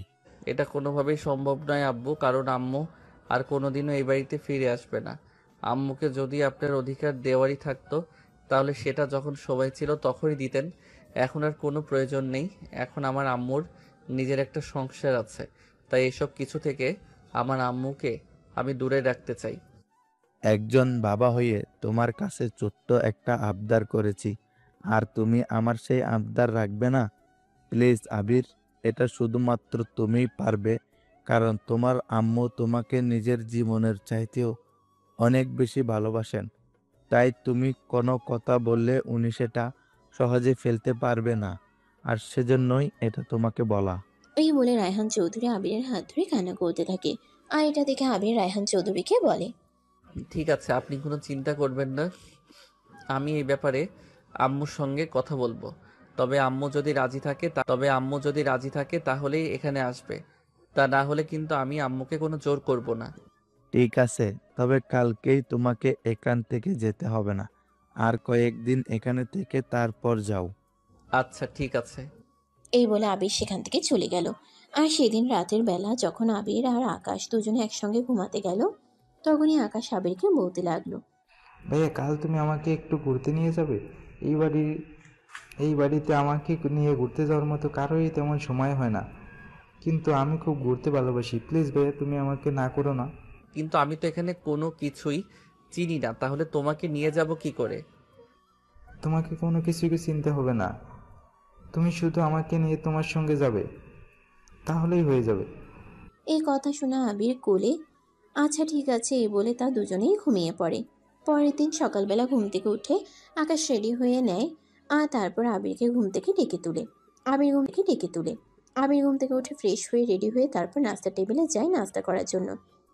আবির আর আকাশ দুজনেই সেজেগুজে রেডি হয়ে আছে। এটা দেখে প্রিয়াঙ্কা আবিরকে বলে, কিরে, এইভাবে হনুমানের মতো সেজে কোথায় যাচ্ছিস? যেখানে সেখানে আপনাকে কোনো কৈফিয়ত দিতে হবে নাকি? হ্যাঁ, দিতে তো হবেই, কারণ আমি এই বাড়ির মেয়ে। কিন্তু আমি নিজেকে এই বাড়ির ছেলে বলে দাবি করতে চাই না, কিংবা কারো সঙ্গে পরিচয় দিতে চাই না। এই বলে আবির আকাশকে বলতে থাকে। আকাশ, তাড়াতাড়ি নাস্তা শেষ করে নাও, আমাদের সময় হয়ে গেছে। এই কথা শুনে প্রিয়াঙ্কা আকাশকে বলে, কিরে আকাশ, তুই এই হাদারামটার সঙ্গে কোথায় যাচ্ছিস? এই কথা শুনে আকাশ নিজেই প্রিয়াঙ্কাকে বলতে থাকে। দেখো আপু, তুমি আবির ভাইকে একদম মাথা গরম বলবে না। আবির ভাই অনেক ভালো মানুষ। এই বাড়িতে তো কারোরই সময় হয় না আমাকে নিয়ে ঘুরতে যাওয়ার জন্য, তাই আবির ভাইয়া আর আমি নিজেই ঘুরতে যাচ্ছি। তুই এই বদমাইশটার সঙ্গে ঘুরতে যাবি?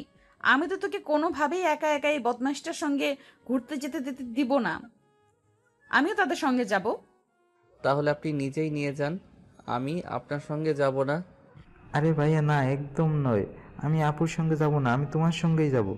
এই বলে আকাশ আর আবির দুজনেই নাস্তা শেষ করে বের হয়ে যাচ্ছিল। তখনই পিছন থেকে প্রিয়াঙ্কা আবারও বলতে থাকে, আরে কি হলো? আমি না তাদেরকে বললাম আমিও তোদের সঙ্গে যাব? তাহলে তোরা আমাকে ফেলে রেখে চলে যাচ্ছিস কেন? এই বলে প্রিয়াঙ্কা সেখানে চলে আসে আর তারপর আকাশ আর আবির একটা সিএনজি ভাড়া করে বাসা থেকে বের হয়ে যায়। তখন ছিল শরৎকাল, তাই আকাশ সিএনজিওয়ালাকে তাদের নিয়ে সোমেশ্বরী নদীর তীরে যেতে বলে। সিএনজিওয়ালা আকাশের কথা অনুযায়ী তাদেরকে সোমেশ্বরী নদীর তীরে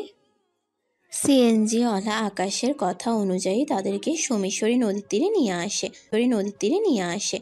আর সেখানে ছিল বিশাল এক কাশফুলের বাগান, যেখানে শুধু তারা না আরও অনেকেই এসেছিল ঘুরতে আর ছবি ওঠানোর জন্য। জায়গাটা সত্যি অনেক মনোরম, একদম সিনেমার কোনো শুটিং স্পটের মতো। এখানে অনেকেই এসেছে, কেউ ভিডিও বানাচ্ছে, কেউ ছবি তুলছে, সবাই নিজেদের মতো ব্যস্ত। প্রিয়াঙ্কাও বিভিন্ন স্টাইলে পোজ দিয়ে সেলফি নিচ্ছে। এদিকে আবির আর আকাশ দুজনে হাত ধরে হাঁটাহাঁটি করছে আর এসব কাণ্ডকীর্তি দেখছে। দেখতে দেখতে কখন যে দুপুর ঘনিয়ে বিকেল হয়ে গেল সেটা তাদেরই খেয়াল নেই। হঠাৎ করে আকাশ আবিরকে বলতে লাগলো, ভাইয়া আমার প্রচণ্ড ক্ষুধা পেয়েছে, আমার কিছু খেতে হবে। কিন্তু এখানে তো আশেপাশে কোনো রেস্টুরেন্ট বা কোনো কিছু নেই। ভাইয়া এটা নদীর চর, এখানে রেস্টুরেন্ট বা দোকান কোথায় থেকে আসবে? খাবার খেতে হলে এখান থেকে বের হয়ে শহরের দিকে যেতে হবে। ঠিক আছে, চলো তাহলে যাওয়া যাক। এই বলে আবির আর আকাশ চলে আসছিল। তখনই পিছন থেকে প্রিয়াঙ্কা চিৎকার করে বলতে লাগলো, এই তোরা কই যাচ্ছিস? আমার খুব ক্ষুধা পেয়েছে, তাই আমরা চলে যাচ্ছি। তোরা চলে যাচ্ছিস সেটা আমাকে বলিসনি কেন? তোরা চলে গেলে কি আমি এখানে বসে থাকবো নাকি? ইচ্ছে হলে শুয়ে থাকতে পারেন, তাতে আমাদের কোনো সমস্যা নেই, কারণ আমরা তো আর ইচ্ছে করে আপনাকে এখানে নিয়ে আসিনি। তাছাড়া আমরা বলিও নি আপনাকে এখানে আসতে। আমি ইচ্ছে করেই তোদের সঙ্গে এসেছি, তাই বলে আমাকে এখানে একা ফেলে তোরা চলে যাবি? এটা কোন ধরনের কথা? আমি তো সেটাই বুঝতে পারছি না। তোমাকে এত কিছু বুঝতে হবে না, তোমার যদি যাওয়ার ইচ্ছে থাকে তাহলে চলে আসো, না হলে আমরা যাচ্ছি। এই বলে আবির আর আকাশ এগোতে থাকে। প্রিয়াঙ্কা তখন আর কোনো উপায়ান্তর না পেয়ে তাদের পিছন পিছন আসতে থাকে। তারা একটা অটো নিয়ে শহরের ভিতরে চলে আসে এবং সেখানের একটা রেস্টুরেন্টে ঢুকে দুপুরের খাবারটা খেয়ে নেয়। তারপর তারা বাড়ির দিকে রওনা দেয়। সেদিন সন্ধ্যাবেলা হঠাৎ করে আবিরের দাদু খুব বেশি অসুস্থ হয়ে পড়েন। ওনার হার্ট অ্যাটাক হয়, তাই বাড়ির সবাই মিলে ওনাকে দুর্গাপুর উপজেলা স্বাস্থ্য কমপ্লেক্সে নিয়ে যান। কিন্তু ওনার অবস্থা খুবই খারাপ ছিল, তাই ডাক্তার ওনাকে ময়মনসিংহ মেডিকেল কলেজে রেফার করেন। ওখানে নিয়ে যেতে যেতে রাত আনুমানিক 3টার কাছাকাছি বেঁচে যায়। তারপর হসপিটালে ভর্তি আর ডাক্তার দেখানোর সকালবেলা ডাক্তার এসে বেশ কিছুই টেস্ট করাতে বলে। টেস্ট করানো শেষ হলে রিপোর্ট নিয়ে আবিরের আব্বু ডক্টরের কাছে চলে যান।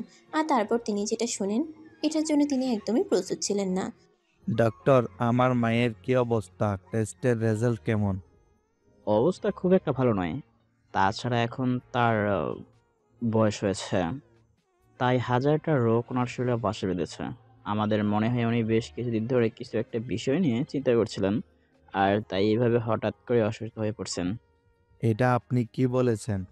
আমাদের সংসারের যত ঝামেলা সব কিছু তো আমরা দুই ভাইয়ে মিলে সময় সামালি, তাহলে উনি কেন কোনো বিষয় নিয়ে চিন্তা করতে যাবেন?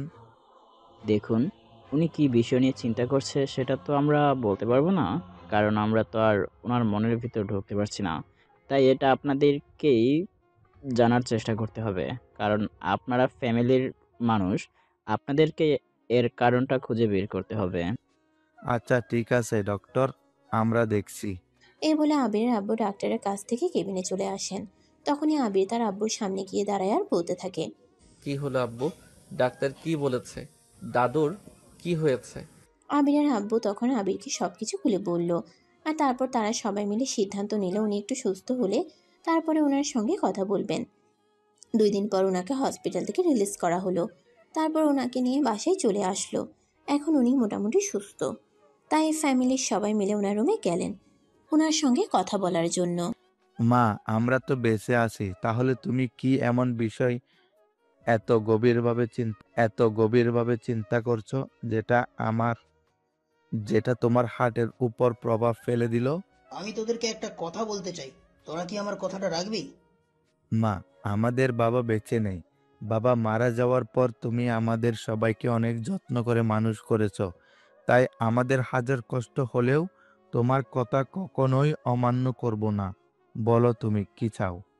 একটু চিন্তা ভাবনা করে বল, কারণ আমি যেটা বলেছি এটাতে হয়তো বাড়ির অধিকাংশ মানুষের অমত থাকতে পারে, কিন্তু তোর কাছে এটা আমার অনুরোধ। তুমি কোনো চিন্তা করো না। তোমার কথা রাখতে আমি প্রয়োজন হলে বাড়ির সবার বিরুদ্ধে যাব, কিন্তু তোমার কথা কখনোই অমান্য করব না। তখনই আবিরের আব্বুর সঙ্গে বাড়ির সবাইও সহমত পোষণ করে। আর সবাই একসঙ্গে আবিরের দাদুকে প্রেশার দেয় তিনি কি নিয়ে এত চিন্তা করছেন সেটা বলার জন্য। তখনই আবিরের দাদু বলতে থাকে, সবাই চিন্তা ভাবনা করে বলছিস তো? হ্যাঁ, আমরা সবাই খুব ভালোভাবে চিন্তা ভাবনা করে তারপরই বলছি। এখন বলো তুমি কি বলবে? আমি চাই প্রিয়াঙ্কার সঙ্গে আবিরের বিয়ে দিতে। কথাটা শুনে মুহূর্তের মধ্যে ঘরের পরিবেশ থমথমে হয়ে গেল। কেউ কিছু বলছে না, সবাই চুপচাপ দাঁড়িয়ে আছে। আবিরের দাদু এমন কিছু বলতে পারে এটা কেউ কল্পনাই করেনি। প্রায় 10 মিনিট কেটে গেল এই নীরবতার মধ্যে। তখনই হঠাৎ আবিরের দাদু বলতে থাকে, কিরে, কি হলো? তোরা সবাই এইভাবে চুপ হয়ে দাঁড়িয়ে আছিস কেন? আমি তো আগেই তোদেরকে বলেছিলাম, তোরা যদি আমার কথা রাখতে পারিস তাহলেই আমি বলবো, নয়তো বলবো না। কিন্তু মা, এটা তুমি কেমন কথা বলছো? প্রিয়াঙ্কা আবিরের চাইতে বয়সে বড়। তাছাড়া প্রিয়াঙ্কা এখন যথেষ্ট বড় হয়েছে। তার নিজস্ব একটা মতামত আছে। আমরা চাইলেই তার উপরে জোর করে কোনো কিছু চাপিয়ে দিতে পারি না। এটা তোমাকে বুঝতে হবে। দেখ, জীবনে অনেক পাপ করেছি, এখন আমি আমার পাপ মোচন করতে চাই। আমি আবিরের আম্মুকে অনেক কষ্ট দিয়েছি, আবিরকে তার বাবার আদর থেকে বঞ্চিত করেছি। আমি আবিরকে তার সবকিছু ফিরিয়ে দিতে চাই। সেটার জন্য তো অন্য আরো অনেক উপায় আছে।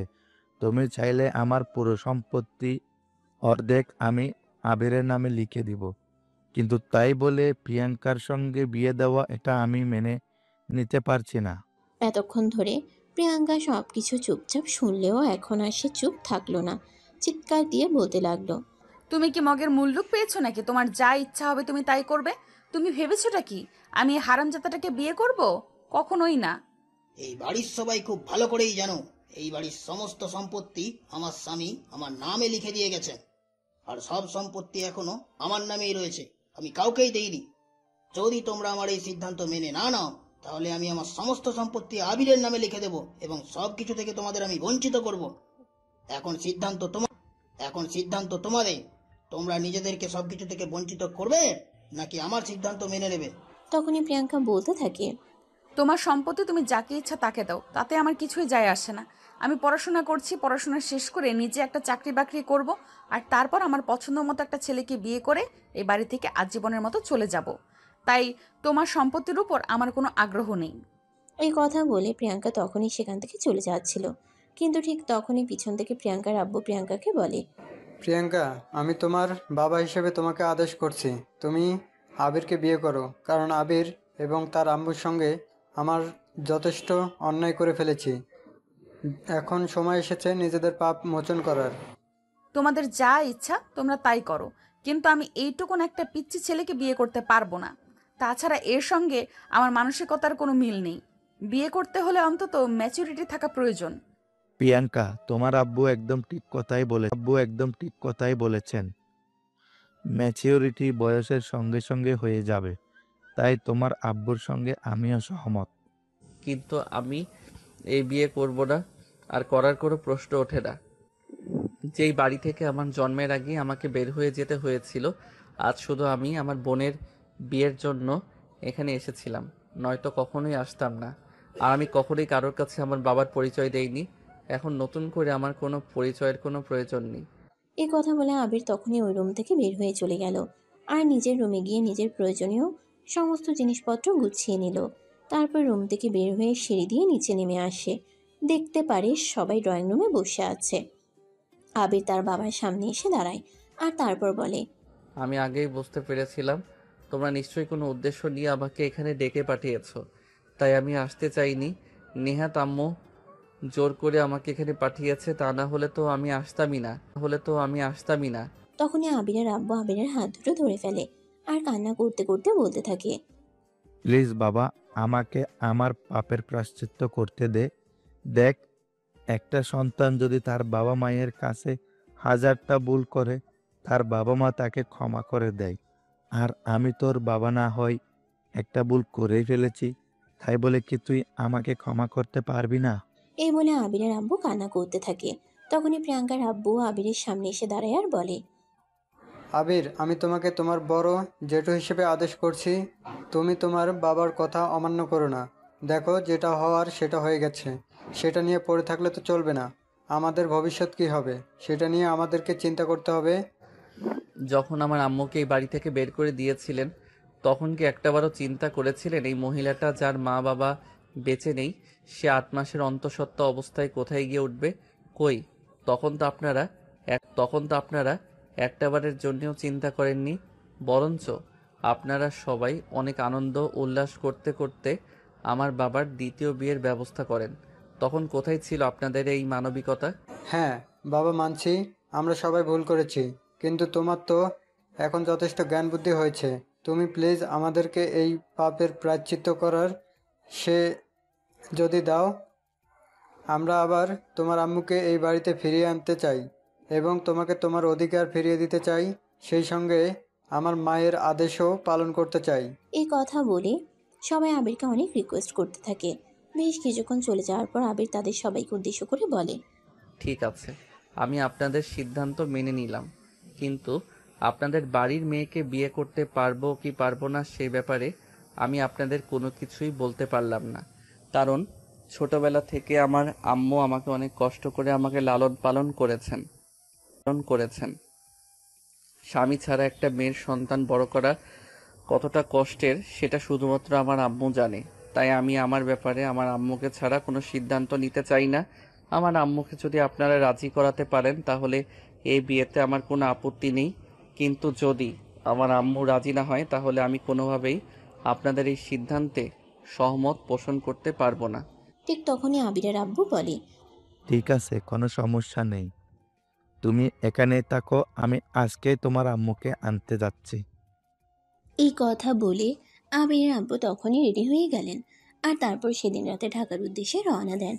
সকালবেলা তিনি মহাখালী বাস স্ট্যান্ডে এসে নামেন আর তারপর সেখান থেকে একটা অটো নিয়ে আবিরদের বাসায় চলে যান। বাসার সামনে দাঁড়িয়ে কলিং বেল চাপ দিচ্ছেন, তখন সকাল 8টা বাজে। আবিরের আম্মু সবে মাত্র সকালে নাস্তা বানিয়ে খেতে বসেছেন। কলিং বেলের আওয়াজ শুনে তিনি দৌড়ে সেখানে চলে আসেন আর বলতে থাকেন, আরে বাবা, দরজা খুলছি তো, এভাবে কেউ কলিং বেল চাপ দেয় নাকি? আমাকে তো দৌড়ে আসতে হবে। এই কথা বলতে বলতে তিনি দরজাটা খুলেন, কিন্তু দরজা খোলার পর তিনি যেটা দেখতে পান সেটার জন্য তিনি মোটেও প্রস্তুত ছিলেন না। তিনি আবিরের আব্বুকে দেখিয়ে বলতে থাকেন, এতদিন পর হঠাৎ তুমি এখানে কেন এসেছো? আমাকে বাড়ির ভিতর যেতে দাও, তারপর না হয় কথা বলি। আমার তো মনে হয় না তোমার এই বাড়িতে প্রবেশ করার কোনো অধিকার আছে। কেন এসেছো এখানে? প্লিজ, তুমি আমার সঙ্গে আর অভিমান করে থাকো না। যা করেছি ভুল করেছি আমি, আমার পাপের প্রায়শ্চিত্ত করতে চাই। প্লিজ, তুমি একটাবার আমার সঙ্গে ঠান্ডা মাথায় বসে কথা বলো। আবিরের আম্মু তখন আর কোনো কথা না বলে আবিরের আব্বুকে ভিতরে আসতে দেয়। ড্রয়িং রুমে বসে আছে দুজনে। তখনই হঠাৎ আবিরের আব্বু আবিরের আম্মুর হাত ধরে বলে, আমি তোমাকে ফিরিয়ে নিতে চাই, তোমার অধিকার আবারও তোমাকে ফিরিয়ে দিতে চাই, তোমাকে ফিরিয়ে দিতে চাই। আপনি মনে হয় নেশা করে এসেছেন, তাই পাগলের মতো এসব কথা বলছেন। না, আমি একদম ঠিক আছি এবং যা বলছি সুস্থ কথাই বলছি। আমরা সবাই মিলেই সিদ্ধান্ত নিয়েছি তোমাকে ওই বাড়িতে ফিরিয়ে নিয়ে যাব, আর তোমার হারিয়ে যাওয়া অধিকার তোমাকে আবারও ফিরিয়ে দেব। মিস্টার রায়হান চৌধুরী, আপনি এটা ভাবলেন কি করে? আপনি এসে আমায় বলবেন আর আমি আপনার সঙ্গে নাচতে নাচতে ওই বাড়িতে চলে যাব? দীর্ঘ 19টা বছর আমি কিভাবে কাটিয়েছি সেটা নিশ্চয়ই আপনারা জানেন না, তাই জানার চেষ্টাও করবেন না। এসেছেন ভালো কথা, চলে যান। আমি জানি তোমার রাগ হওয়াটা স্বাভাবিক। আমি যেটা করেছি তারপরও তুমি আমার সঙ্গে ভালো আচরণ করতে পারোই না। তারপরও আমি এখানে এসেছি তোমাকে ফিরিয়ে নিয়ে যেতে। তোমার তোমার সন্তানের কথা চিন্তা করে তুমি অন্তত এবার ফিরে চলো, এবার ফিরে চলো। এই বলে আবিরের আব্বু আবিরের আম্মুর হাত ধরে কান্নাকাটি করতে থাকেন। এক সময় আবিরের আম্মুর মন গলে যায়। হাজার হোক উনি রায়হান চৌধুরীর বিবাহিত স্ত্রী, এখনও তাদের ডিভোর্স হয়নি। তাই অবশেষে সেদিন রাতেই রায়হান চৌধুরী ওনার স্ত্রীকে নিয়ে গ্রামের বাড়িতে ফিরে আসেন। আবিরের আম্মু ফিরে এসেছে এই খবর শুনে সবাই অনেক খুশি হয়। আর মিতু তো সেদিনই শ্বশুরবাড়ি থেকে তার মায়ের সঙ্গে দেখা করতে চলে আসে। দীর্ঘ 19 বছর পর মায়ের সঙ্গে দেখা হয়েছে মিতুর। সে তো আনন্দে একদম আত্মহারা, আর তার খুশিটা দেখার মতো ছিল। শুধু মিতু নয়, এবারে সবাই অনেক খুশি ছিল। আবিরের আম্মুর ফিরে আসাতে শুধু একজন মানুষের মনে আনন্দ ছিল না, সেটা আকাশের আম্মু। কারণ সতীনের উপস্থিতি কেউই সহ্য করতে পারে না, কিন্তু তারপরেও আকাশের আম্মু সেটা প্রকাশ করলেন না। এদিকে আকাশ তো বড় আম্মুকে পেয়ে অনেক খুশি হয়। বড় আম্মুর কোলে বসে আছে আর বলছে, বড় আম্মু, তুমি আর কখনো আমাদের সেটে চলে যাবে না। এখন থেকে আমরা সবাই এখানেই থাকবো, অনেক আনন্দে থাকবো। ঠিক আছে বাবা, আমি আর কখনো তোমাদের পেলে কোথাও যাব না। বাকি জীবনটা এখানে তোমাদের সঙ্গেই কাটিয়ে দেব। এরপর দেখতে দেখতে আরও 2 দিন চলে গেল। তারপর আবারও পারিবারিক বৈঠক বসে। সবাই মিলে আবারও প্রিয়াঙ্কাকে আবিরকে বিয়ে করার জন্য প্রেশার দিতে থাকে। আবিরের আম্মু আবিরের দাদুর কথায় রাজি হয়ে যায়, কিন্তু প্রিয়াঙ্কাকে কোনোভাবেই রাজি করানো যাচ্ছিল না। কারণ সে আবিরকে বিয়ে করতে চায় না। এমনটা নয় যে অন্য কোনো ছেলের সঙ্গে তার রিলেশন রয়েছে। পরিবারের সবাই অনেক বোঝানোর পরেও কোনোভাবেই রাজি করাতে পারছে না। তাই প্রিয়াঙ্কার দাদু নিজেই প্রিয়াঙ্কাকে নিজের রুমে ডেকে পাঠালেন। প্রিয়াঙ্কা তার দাদুর রুমে এসে বলল, কি হলো দাদু, তোমরা এসব কি শুরু করেছো? আমি তো সেটাই বুঝতে পারছি না। যেখানে আমি বিয়ে করতে চাইছি না সেখানে তোমরা কেন আমাকে জোর করে বিয়ে দিতে চাইছো? কারণ আমরা চাই তুমি ভালো থেকো। তুমি এমনিতেই সহজে বাইরের কোনো মানুষের সঙ্গে মানিয়ে নিতে পারো না। তাছাড়া বিয়ে হলে যে তোমার শ্বশুর বাড়ির মানুষজন ভালো হবে সেটার তো কোনো গ্যারান্টি নেই, তাই না? হ্যাঁ, এটা ঠিক আছে, আবির তোমার চাইতে বয়সে একটু ছোট, কিন্তু সে আমাদের বাড়ির ছেলে। বিয়ের পর তোমাকে আলাদা কোথাও গিয়ে উঠতে হবে না। বিয়ের পর অন্য পরিবেশের সঙ্গে তোমাকে মানিয়ে নেওয়ার বৃথা প্রচেষ্টাও করতে হবে না। তাছাড়া এমন নয় যে আবির কোনো দিক থেকে তোমার চাইতে কম। সে যথেষ্ট স্মার্ট, হ্যান্ডসাম এবং পড়াশোনা জানা একটি ছেলে। বর্তমানে অনার্স প্রথম বর্ষে পড়াশোনা করছে। পড়াশোনা শেষ হলেই ইচ্ছে হলে বাইরে চাকরি করবে, নয়তো আমাদের ব্যবসা দেখাশোনা করবে। তাছাড়া আলহামদুলিল্লাহ, আমাদের কিন্তু কোনো দিক থেকেই তো কোনো কিছুর কমতি নেই। তোমাদের জীবন বেশ ভালোই কেটে যাবে। কিন্তু দাদু, আমি আর কোনো কিন্তু শুনতে চাই না। আমার সিদ্ধান্তই শেষ সিদ্ধান্ত। আজ সন্ধ্যায় আমি কাজী রেখে বাসায় তোমাদের বিয়ের ব্যবস্থা করছি, আর তারপর তোমাদের যখন ইচ্ছে হবে তখন তোমরা অনুষ্ঠান করে আবার বিয়ে করে নিও, যেটাকে বর্তমানে তোমাদের ভাষায় ওই কি যেন সোশ্যাল ম্যারেজ বলা হয়, বুঝলে? অবশেষে দাদুর কথায় প্রিয়াঙ্কা রাজি হয়ে গেল। আর আবিরের সঙ্গে সেদিন সন্ধ্যায় তার বিয়েটা হয়ে গেল। প্রিয়াঙ্কা বাসর ঘরে বসে আছে। তার দাদুর আদেশে প্রিয়াঙ্কার জন্য অন্য কিছুর ব্যবস্থা করা না হলেও বাসর ঘরের ব্যবস্থা করা হয়েছে। কারণ এটা প্রত্যেকটা ছেলে মেয়েরই জীবনের স্বপ্নময় একটা রাত। রাত 11টার দিকে আবির রুমে প্রবেশ করে। আবির রুমে আসা মাত্রই প্রিয়াঙ্কা বিছানা থেকে নেমে আবিরকে সালাম করতে চায়। আর তখনই আবির এক কদম পিছিয়ে গিয়ে বলে, আরে আরে, এটা কি করছো তুমি? তোমার কি মাথা খারাপ হয়ে গেছে নাকি? আমাকে দেখে কি তোর পাগল মনে হচ্ছে নাকি যে আমার মাথা খারাপ হয়ে গেছে? এখনই তুমি যেটা করতে চাচ্ছিলে সেটা দেখে তো তোমাকে পাগলই মনে হচ্ছে। আরে হাদারাম, তোর সঙ্গে আমার বিয়েটা হয়ে গেছে। এখন থেকে আমরা স্বামী স্ত্রী। আর বাসর রাতে প্রত্যেকটা স্ত্রী তার স্বামীকে পা ছুঁয়ে সালাম করে, আর আমি সেটাই করছিলাম। আরে না, তুমি তো আমার চাইতে বয়সে বড়, তাহলে তুমি আমাকে সালাম করবে কেন? দেখ, এমনিতেই ইচ্ছের বিরুদ্ধে গিয়ে তোকে বিয়ে করতে হয়েছে, আর এখন যদি উল্টাপাল্টা কিছু বলিস তাহলে একদম চটকনা মেরে সব কটা দাঁত ফেলে দিব, বলে দিলাম। এই বলে প্রিয়াঙ্কা আবারও এগিয়ে গিয়ে আবিরকে পা ছুঁয়ে সালাম করে। আবির তখন আর কিছু বলল না, কারণ সে বুঝতে পারলো প্রিয়াঙ্কা অনেক বেশি রেগে আছে। ওর ইচ্ছার বিরুদ্ধে গেলে হয়তো আরও রেগে গিয়ে উল্টোপাল্টা কিছু করে ফেলতে পারে। তারপরেই প্রিয়াঙ্কা টেবিলের উপর রাখা দুধের গ্লাসটা আবিরকে দিয়ে বলে, এই নে, এটা খেয়ে শরীরের শক্তি করে নে, তারপর আমার সঙ্গে টি-20 খেলবি। টি-20 মানে? এখানে তুমি খেলার মাঠ কোথায় পেলে? ওরে আল্লাহ, হাদারাম দেখি কিছুই বোঝে না, এই জন্যই তো তোকে আমি বিয়ে করতে চাইনি। তুমি আমাকে হাদারাম বললে কেন? তুমি তো টি-20 খেলতে বললে, তাই তো আমি জিজ্ঞাসা করলাম তোমার রুমের ভিতর খেলার মাঠ আসলো কোথা থেকে। হয়েছে, বুঝেছি, আমাকে সবকিছু করতে হবে। এখন তুই আগে এই দুধটা খেয়ে নে। তখন আবির আর কোনো কথা না বলে গ্লাসে থাকা দুধ এক নিঃশ্বাসে খেয়ে ফেলে। আবির দুধের গ্লাসটা টেবিলের উপর রাখতেই প্রিয়াঙ্কা আবিরকে ধাক্কা দিয়ে বিছানার উপর ফেলে দিল, আর তারপর সে আবিরের বুকের উপরে উঠে গেল। এটা দেখে আবির বলতে লাগলো, আরে কি করছো তুমি? আমার বুকের উপর উঠছো কেন?